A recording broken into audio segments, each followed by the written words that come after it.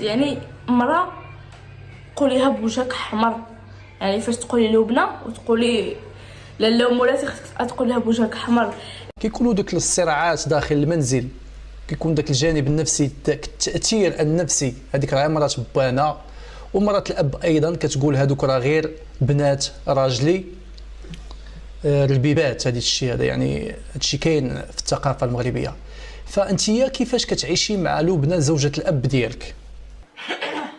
ولكن الا كانت داك زوجة الاب عايشه في داك الشيء، دونك حتى نتوما غادي تعيشوا في داك الشيء. ولكن هي كانت قبل ما تعيش معنا كانت عايشه حياتها ستابل، عايشه حياه زوينه، دونك غادي تعيشوا في داك الشيء. ولكن هي كانت قبل ما تعيش معنا كانت عايشه حياتها ستابل، عايشه حياه زوينه، دونك حتى فاش جات لعندنا حنايا يعني عيشتنا حياه زوينه بزاف، يعني تبدلت حياتنا.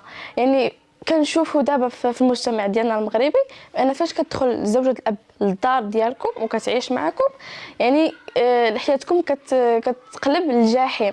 ولكن لبنى بينت العكس تماما على زوجة الاب، بينت السعاده والحب والحنان كلشي، يعني عطات واحد الصوره اللي زوينه بزاف، وكنتمناها لاي وحده. صافي.